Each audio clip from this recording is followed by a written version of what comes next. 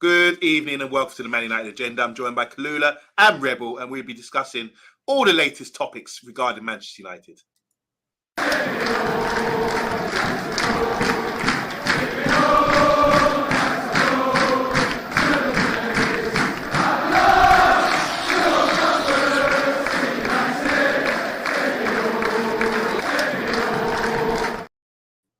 Hi everyone, welcome to the Man United Agenda. We're back. It's 8:30. You know what time we do our thing. We're all wearing red today, which is a surprise. I've noticed people not repping. So I'm repping with the Man United Agenda shirt. And obviously, what have you got there? What year is that? 2008, Rebel? Well, all I know is it's from China. Okay. So you didn't buy it from the Glazers, no? You don't give the Glazers the money. And what Team Viewer? I can't remember. What year is that then, CALLULA? It's got to be in the last few years, but I know I gave money to the Glazers, but I wear children's sizes. So this is a teenage size of, I think, 13. So it's a lot cheaper than the adult size. Is that the same with trainers then? Do you buy because I remember with trainers, under size 5 means you can get children's sizes and... Size 4, baby. Okay. So you look like Ronnie Corbett in that chair right now. With the spectacles as well. You're a female Ronnie Corbett.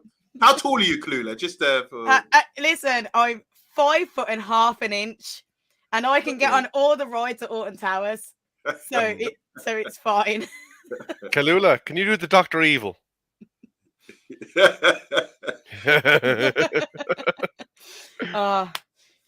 It's funny, isn't it? Because a lot of people, they see us on the screen all the time and they don't know much about us. They're a bit surprised when they hear, like, a lot of people get surprised when see Mr. B is like quite short as well. And when they met him in person, I think Andy was the last one to meet him in person. He was saying, "Oh my God, I was really surprised how small Mr. B is," and thing, you know. And same with Rebel. I've never met Rebel in person, but he could be ginormous for all I know. I don't know, you know. 6 foot. Well, there you go. Yeah, you're a bit of a unit. I can tell you're a bit of a unit out there. Anyway. We've got a few topics we're going to be diving into today. That's why I'm glad I got Rebel here, because one of them's to do with the takeover. And we're going to be talking about the defensive issues that we're having at the moment. One would be like Harry Maguire. Is he going to leave the club? And we could have a little discussion about players that could be coming in. There's been a few news reports today about that as well. So before we do, just want to say hi to Stumpy Candletop. Always messing up the name. He says he's already here. How you doing? Hi to Eddie Football Waffle. Go and check out his channel. He said, big up to Man United Agenda and all in the chat. Hit the like button. Thank you very much. Can't wait till we get an upgrade from Maguire, he's saying there. Zoe Media House, how you doing? Zoe Media House, go and check out her channel. Does a lot of house music, as you can see by the title. And she's on Twitter as well. And I'm always retweeting her stuff. Big up to Zoe Media House, guys. And she wants to sign the Asian lad from Celtic. I don't know who that would be. Maybe you can elaborate. I bet in the next 10 years, Premier League will be full of Asian players, she's saying. Ed Mayhem in the house. He's doing the same as Eddie's, asking everyone to like and subscribe. And his old Harry off to Rangers or something. We don't know yet. We don't know. Why is there a picture of Antonio Nkuni in the corner? He's the wrestler, isn't he? From the 70s, the Japanese wrestler. Who's got a picture of Antonio Nkuni? No. Okay, fair enough. Bath time with Vaughan. How you doing? I'm expecting you all on my tactics to slaughter anyone that comes at our beloved Maguire tonight. And one day, stand up on your man. Yeah, he's basically saying defend Harry Maguire. If anyone wants to go in on him, I will be defending him. There's Martinez here, who's like stepping up right now. Lovely media agenda against Antonio for speaking the truth, says Zoe Media House. Roy Keane calls Spurs spineless. Rolls over. Ed Mayhem is saying here, no CALLULA, big up, no CALLULA, no. Big up OMONDI, big up Rebel. I don't know what that means. I want to say hi to the lovely Christine Howley. How you doing, Christine? Good to see you on board. And Bill Badger saying good evening, everyone. It's going to be a Maguire fest. Otherwise, I'm out. Let's see. Okay, we'll leave it there. Okay, I want to say hi to Mustafa. How you doing, Mustafa? First time on the channel. Hope everyone is doing well. Mustafa, press the like button, sit down, settle down, and let us know what you think, because we're going in today. And finally, Mean Mike is in the house as well. Greeting from LBCs, fellas. Nice to see you. Anyway, we're going in today. First things first, Harry Maguire. Yeah, I know Bill Badger hates this subject, but I love Harry Maguire. I've even got him my mug with Harry Maguire on it. Now, there's reports he could be leaving the end of the season. Obviously, he's only started 12 games this season, or 13 games this season, which is not great for an England international. It's supposed to be England's number one. Likelihood is he might be leaving to get first team football elsewhere in the Premiership. We paid 80 million for him. Yeah, maybe he hasn't had the best time at Manchester United due to sort of issues on and off the pitch. And we've had some bad form. We haven't won any major trophies during his time as well, and he's captain. But we won the League Cup the other day, not to do with him, but obviously there's issues about his defending. People complain about that. So Harry Maguire might be leaving. Do you want him to leave? When we look at our defensive options, we've got Lindelof, Maguire, we've got Tunzabi could be leaving. We've got the new boys, Varane and Martinez. Going forward next year, we've seen how these guys are faring right now. What do you feel about Harry Maguire? Is it worth? Would you want him to stay, or do you think we should start to move on and get other options in? Because for one, he's an England international. He's probably England's best defender, centre back, and he's played in big tournaments as well. And he's hanging around. He's thick-skinned. He's taken all the abuse, and he's still there, as he demonstrated the other day against Fulham. Rebel, I'm going to come to you first. Harry Maguire, tell me all about it. Just briefly, just as you mentioned, Axel Tuanzebe, the rumour is that he's going to be getting a new contract. Whether that is to take the spot of fourth seat instead of Lindelof in the defensive ranks, that will remain to be seen. But in terms of Harry Maguire, look, I pulled him up on his bits and bobs every now and again. I don't hate the guy. I think that he fits other systems better than what Ten Hag wants him for, and I think that's the primary analysis that you need to do. There must be a reason why Harry Maguire doesn't start next to Martinez ahead of Varane. And if he doesn't suit the template that the manager is trying to execute, then to be fair to player and to be fair to the roster spots, then you have to look at suitable offers to allow him to get into a place that will let him push on his career for however long he has left. Okay, fair enough. CALLULA, Harry Maguire. Oh, my captain. There was a point. Thank you there, Realist TV.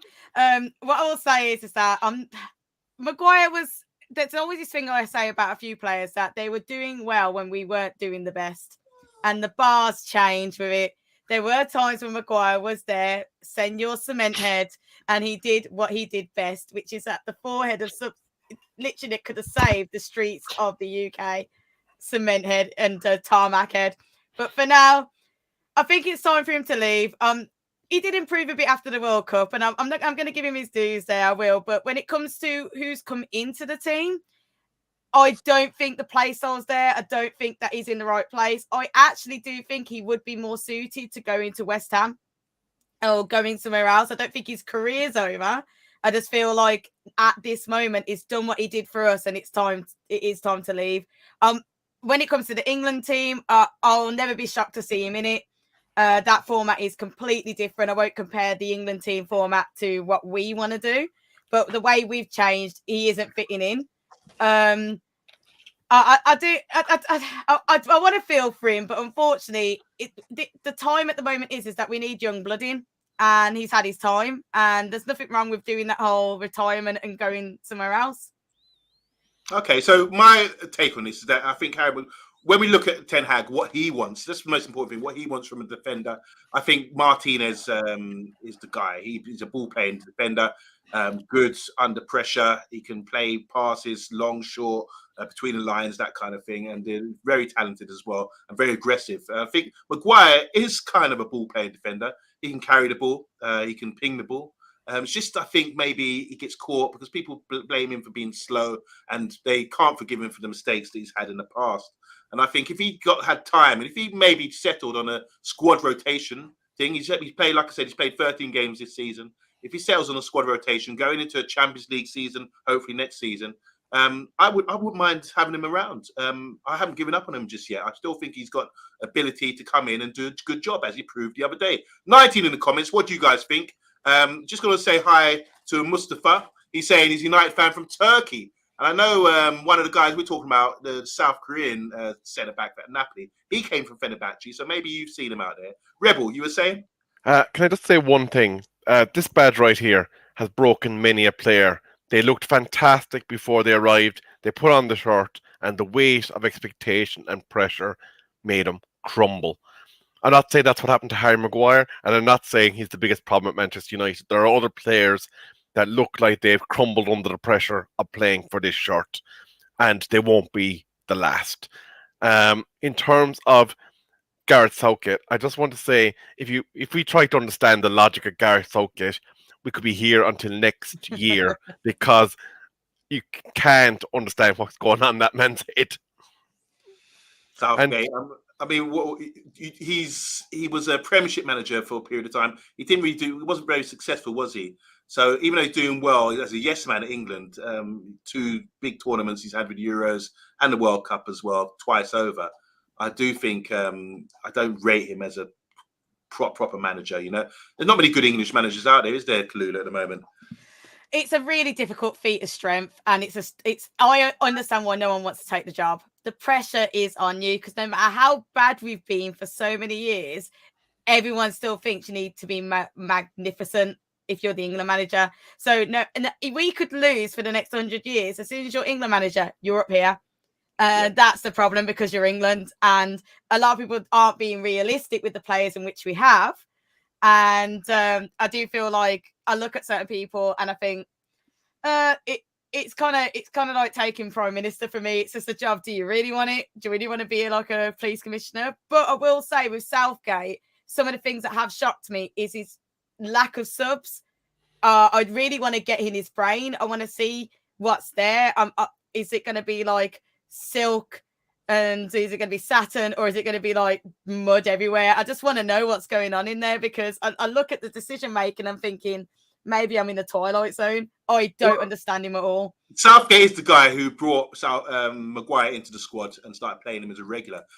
What do you guys think? So Zoe's saying here, I feel nothing for Harry Maguire. I'm sorry, nothing at all. Good evening from MEFC Realist. How you doing? Robbie said I'll pack his bags for him. So you get a feel here that he's not wanted. He wouldn't get a game for Shamrock Rovers, said Robbie Norman, all the way from Ireland. Here we go. He's saying Harry Maguire needs to go in the summer. I want Kim Min Jae from Napoli. That's the one. You know about him because you're in Turkey. I'm sure you saw him play for Fenerbahce. He's saying, nice guy, not United player, sadly. He won't take Ten Hag United to the next level. Bath Time saying, I think we'd be better off getting rid of Sancho than Maguire if he accepts he's a squad player. That's interesting, that. That might stir up a few comments. Bill Badger saying, rather than say his name and slag him off, I want someone to come in and push Varane for a place next to our local butcher, for sure. This is from Zoe. She said, we already have the best player without having to spend millions to push Varane, and that's Lindelof. So can we talk about Lindelof quickly? Because we talk about Maguire coming out of the club. Where do you stand with Lindelof for you guys? Revel, you go first. Just in regards to Batman's comments about Maguire, I think a player like that doesn't have to accept that he's a squad player. I think he has the right to look for first team football. That's just my opinion on it. If he's going to be a squad player, I don't think the value is there in keeping him for a bench player. I think we can get something for him and he'll be satisfied more than that. With Lindelof, look, the guy came in under Jose Mourinho. He was supposed to be that ball-playing centre-back, wasn't he? That was going to solve our defensive issues next to Harry Maguire. He never transpired to that. He hasn't been terrible, but anytime you kind of look at him coming under a high ball, you're kind of going, eesh, or the ball goes over the top and he gets cut out. Lindelof, again, his time in the red shirt hasn't been terrible, but at the same time, he's not going to be a player that's going to want to hang around. And there's believed to be offers from Italy in the region of £31 million for him. So if we get that on the table, you just go, thank you very much. I'll just book his flights for him now. Okay. Well, Lindelof, because obviously he's someone who definitely has accepted the squad rotation tag, hasn't he, CALLULA? So for me, Lindelof has definitely shown that he can do the squad. I think he is more of an asset to us. That's the reason why we'd probably send him quicker than Maguire. I'll be honest. One of the main complaints we've seen over and over again is putting those two together because it didn't work. And we had it over and over again. See the shrieks of pain from fans. Maguire, Lindelof, Maguire, Lindelof. Now, I'm sorry to say this. We could do more with Lindelof. I don't think Lindelof, if he's selling for a good price, that's fair dues, but I am more in favour of him. I feel like sometimes his temper for me isn't the best because you can see he does lose it a little bit, but I do think he has been underrated. I do think he can do more with the team, and he has, as you guys said, Maguire is first team material, but he's not first team, for me, Man United material. That's why I do think send him to West Ham. If Newcastle want him, good luck to him. But I think Lindelof could do more. And I am definitely with Timber there, like basically Stumpy, because Timber's definitely a good shout. We've got a lot of younglings here that could be taking both these guys' spots. Okay, so we're going to move on to defensive transfer options. Obviously, in the news today, we're keeping up with current affairs. As Mustafa was saying here, Kim Min-jae, he was given a big endorsement by Park, our former player Park, South Korean national as well. He's saying here that he's an extraordinary player, what a talent. He's a technical leader, and he's got personality as well. And he said he's really impressed how he stepped up. He's gone to Fenerbahce, and he's in Napoli, and they're flying high at the top of the table. And he's slowly stepping up to become a top player. He's 26 years old now. What do you know about this guy, Kim Min-jae? What do we know about him as a centre-back? Because he's been linked with us quite often, hasn't he, CALLULA? Yeah, I just know that all I know really is about stats. I think he's got like 16 clean sheets in 23 games. About that. Sorry, chat, if I've got that wrong, but I know it's here or there about. I think what would be good is if we could get, we've always said we need a striker. We've always said we need a defender. So if we could get Victor Osimhen, if I say anything is wrong, by the way, I'm so sorry. If we could get him from Napoli and get Kim, that would be perfect. That would be a good duo to come together, which means they're already familiar with each other as well. So I'd be all for it to get them both. That would be nice. That's what I was looking at. Okay. 26 years old. He is the Napoli centre-back. What do you know about him, Rebel? I mean, because obviously, if we're going to replace somebody, we want him to be better. We want to have better potential to improve. What do we know about his game? And what do we know? Obviously, Napoli are doing brilliantly at the moment. Is it down to him, their defensive record, flying high at the top of the league, into the Champions League knockout rounds as well? Just to add as well, if we are going to go through him, there's a 2-week window in the transfer in the summer where we can get him £43 million. That's a minimum buyout clause. Look, I'm going to have to trust the defensive coach on this one. I'm going to have to trust Erik ten Hag, because when it comes to centre-backs, I'd be honest with you, they're not who I do my homework on. I'm all for our big play-breaking, clearing centre-backs when they play in the red of Manchester United. But they're not players that I'd be kind of doing my scouting network homework on. So as far as what he's done for Napoli, I really can't speak to his individual performances. Obviously, the sum of the parts in Napoli has been successful this season. They are a team that's heading in the right direction, and they're looking to try and nab a Champions League. Osimhen has been scoring goals for fun, as we know, over there. So obviously that is part of what the reasons for their success has been. Now, this is the caveat. There are a number of centre-backs that have come from the Italian league and have failed to settle in England. I think Battime is quoting Christian Romero there as being one of them. So is there a guarantee of success when one player comes from another league? Absolutely not.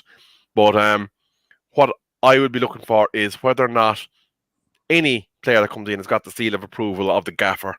And if they have got his blessing, that is going to be good enough for me in that front. And Richard Herbert is actually pointing out, we have Eric Bailly still in the books. I forgot about that, but I think it looks like as well he's not going to hit the appearances for the compulsory buy.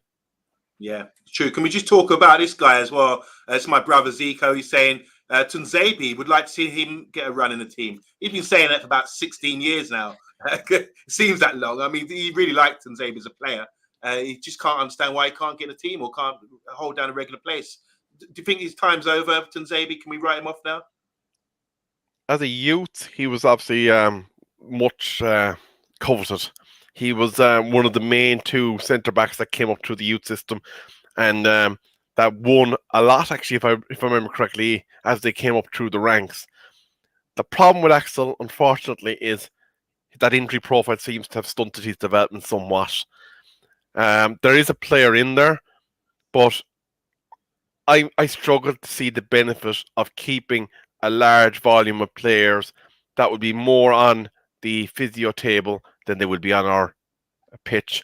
If Axel can commit to a contract that will make it viable to keep him as a squad player and prove that he can stay fit, by all means, you can give an incentivized contract that will up his salary along with in coherence with his team status. But there's a risk there.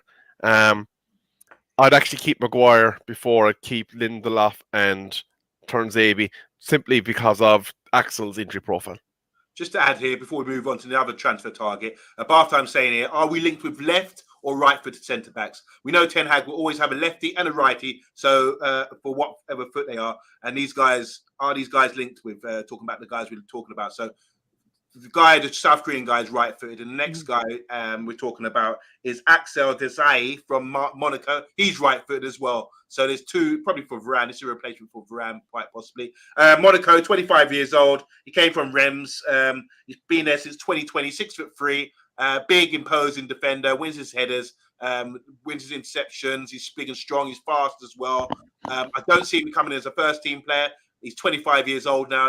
He's getting into the French national team as well. What do we know about him, Callula? Have you done any?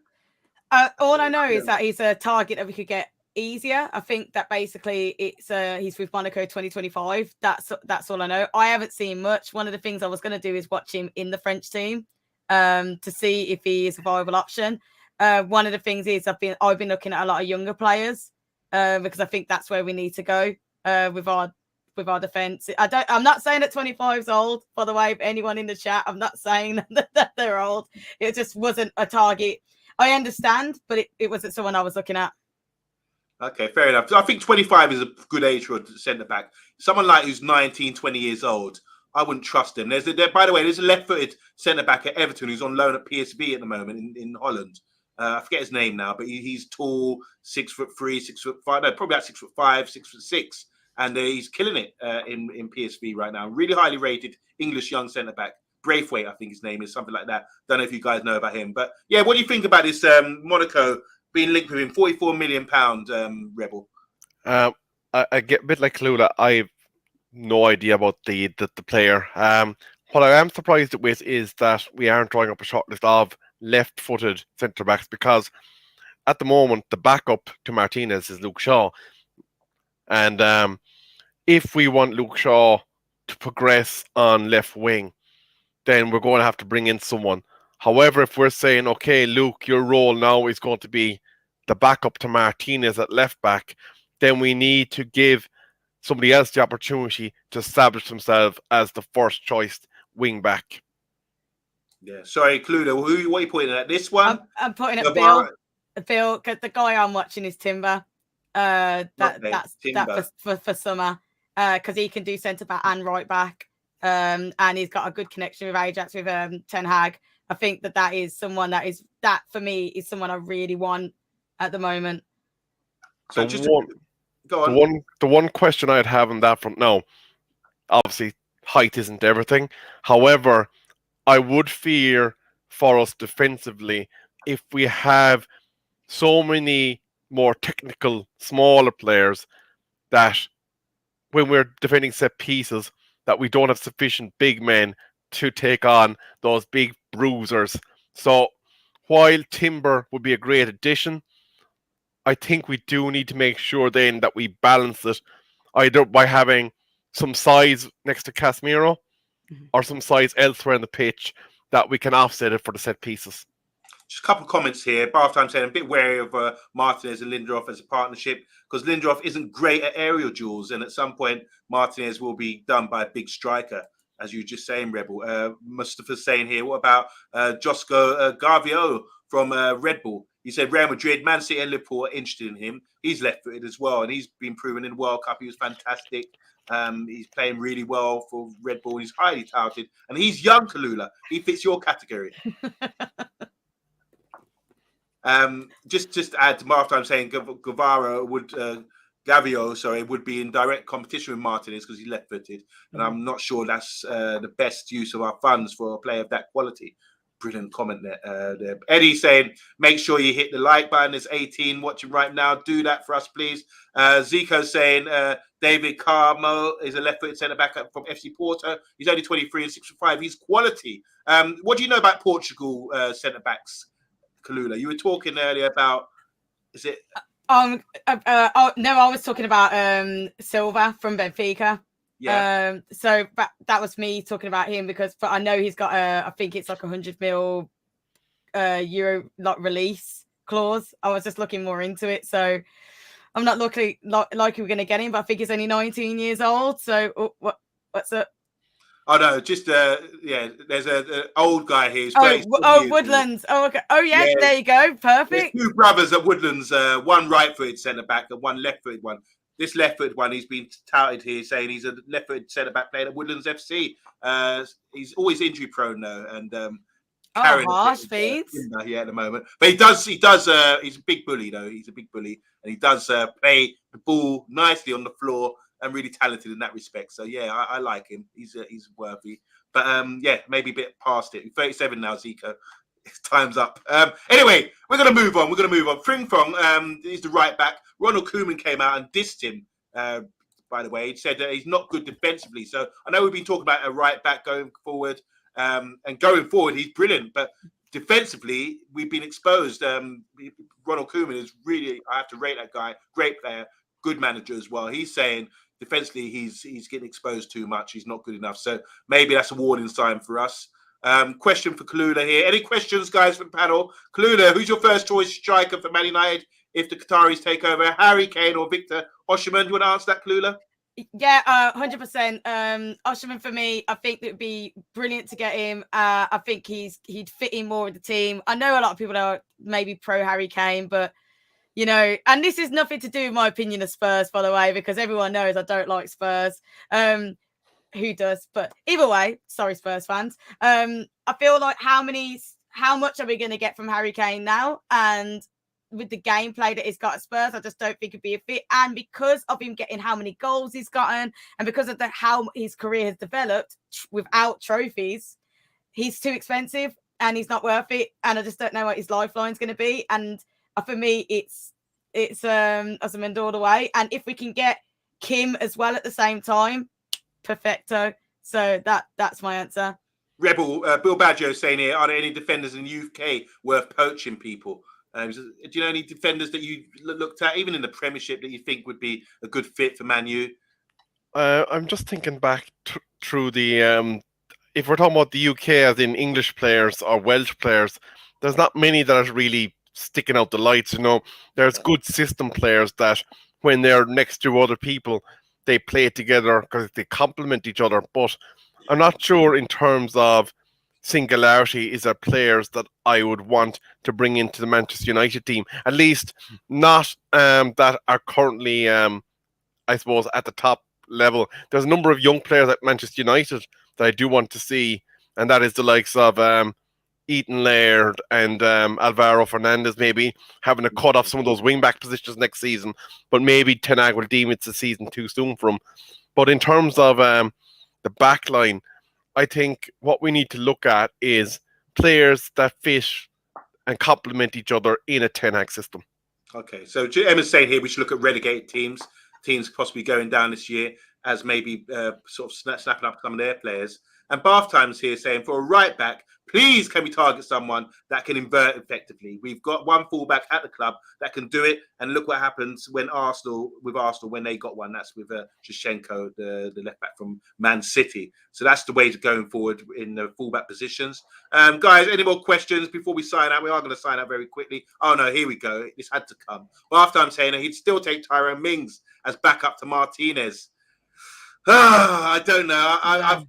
His reputation's been soiled more than Harry Maguire for me, but he is still a Premiership player. I have to give him some respect. In that, good player. Manu. Sorry, Rebel, go on. Before we do finish up, because I do have a 2-minute takeover update.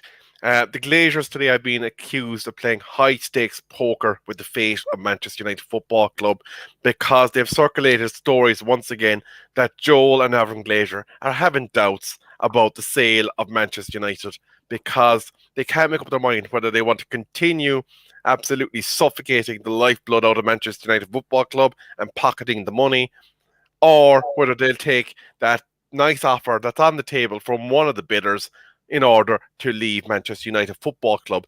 Ben Jacobs, one of the journalists that's covering this story, has stated today that it is possible that the Glazers could look to instigate a third round of bidding in order to bump up the price once again. This is following a rumoured 3 secret bids after being put forward, along with obviously the 2 that we know of, which is Sheikh Jassim of Qatar and, of course, the Enos-backed Sir Jim Ratcliffe bid. Now, what does this mean for the club? It means that it is unlikely, although not impossible, that the original deadline set up by the Rain Group is going to be missed. They said that they would look to have the sale done by the end of March. We are now at the 21st of March. So while it's still feasible that a document could be signed once the Glazers accept an offer that they believe is good enough for them, it's now looking unlikely, you would think. The Qatari bid is reported to be in the region of £5.5 billion, which is an extraordinary amount of money considering that is only for the Glazer portion of Manchester United Football Club. They would then have to shell out even more to take over the publicly traded shares, and on top of that then there's all the capital expenditure. But it looks like, having initially been hesitant to overpay for Manchester United Football Club, they now look to want to do everything in their power to remove Glazers from ownership. Get out, as they say. I want to say hi to Jeff. How you doing, Jeff? Welcome. We're getting enough love in the comments. Also, Bath Time saying here, have I changed my mind about Harry Kane? I'm not a fan of Harry Kane. I've never have been, but I do think Bath Time broke it down for me, and he did sort of explain how good he would be in our system. And I think if that's the case, maybe I just don't like the age factor. And you were saying earlier as well, weren't you, CALLULA, about the age? And I just don't fancy him as a player. I just don't think he's dynamic and explosive and thing, but he's very good. I'll give him that. And if he fits the system, the manager takes him, I will support him. That's for sure. What I will say lastly, sorry, is that it's not that I'm saying he's a bad player, but we do have to be logical with the money that we're spending, and we have to look and see how long a player can be with us. We don't want to be buying older players now. We want to be we want to be extending ourselves. We don't want to do what certain teams have done, which we've seen when their players are at a certain age and then they're having to recycle again. We need to be more logical with it. And don't get me wrong, Harry Kane could have left Spurs years ago. He decided not to. We don't want to be picking up the pieces of him now. Let someone else take him, like Newcastle. Rebel, do you want to respond to this? Because Irish sports are on the high at the moment. And Richard's saying here, Rebel, you can't say too much about being an Irishman, about English defenders, when Ireland haven't had a decent defender since Dennis Irwin. Can I just say, first of all, Big Richie Dunn, number one, has been more recent than that. We've had the magical goalkeeper that is Shay Given. He's still classed as a defender. So we've had multiple players since Dennis Irwin. Now, look, Ireland is a country with a population a fraction of the size of England. And look, we don't claim to be the best football club or football playing nation in the world. That's not our bag, but we will have our players from time to time. We have had Big Richie Dunn. We've had Shamie Coleman, if you remember, in the more recent times. Matthew Doherty, prior to Spurs ruining him, was also one of the top wing backs in Premier League football. So I see your comment and I respectively go, kapow! Guys, 21 watching right now. Press the like button. We're going to sign out. We'll be back. Obviously, we're coming up to our 2-year anniversary. We've been doing this for 2 years now. It's just such a long time. Daily grind every day. But we love what we do. We love on the show. As we see there, we've got our mugs and merchandise. Go check them out if you want to purchase them. We've all got them. All the panelists have had them as well. Where's yours, CALLULA? Sancho's taking a rest. Okay. After his performance, he's having a rest. He's getting scrubbed out in the sink right now. And a bit like my Harry Maguire, I might scrub him out and change him for my new favourite player, which probably be that guy from Woodlands, hopefully. But anyway, John O'Shea. Oh, yeah, there you go. There's the guy from Woodlands talking about him. And Henrik Larsson, another absolute disaster signing. Oh, so he's being sarcastic here. He's talking about plus 30-year-olds coming in and doing the job. Anyway, we're going to sign out now. Thanks, everyone. I appreciate you all for coming in. Rebel, DM, Jeff, you saw the message. Don't know what's going on with you two, but put it in public. Anyway, guys, we're signing out. We'll be back tomorrow. Don't forget, 2-year anniversary coming at the end of the week. And any ideas? Oh, yeah, by the way, the quiz is coming back. So anyone wants to face me, the quiz master, step up. It's just me and you in the studio, and I will be firing questions to see how much you know about sports, especially Manchester United and football in general. So, guys, don't forget, if you want to be part of the quiz, it's coming back. I'll be building it up, making it a big promotional thing to sell it. And then in the next couple of weeks, you'll be seeing it back on. Just a bit of breaking news. Fabrizio Romano's tweeted Sheikh Jazim feels still very confident on his bid to buy Manchester United for full ownership. Sir Jim Ratcliffe's Enos Group will also bid again after positive talks last week. The deadline for bids is 9 p.m. UK tomorrow. Okay, maybe I see a show coming on there. Who's with me? Yeah, CALLULA, Rebel, we're signing out. Thanks, guys, for tuning in. And don't forget to tune in tomorrow, especially 9 o'clock. We will be around that sort of time and see what's going down. Later.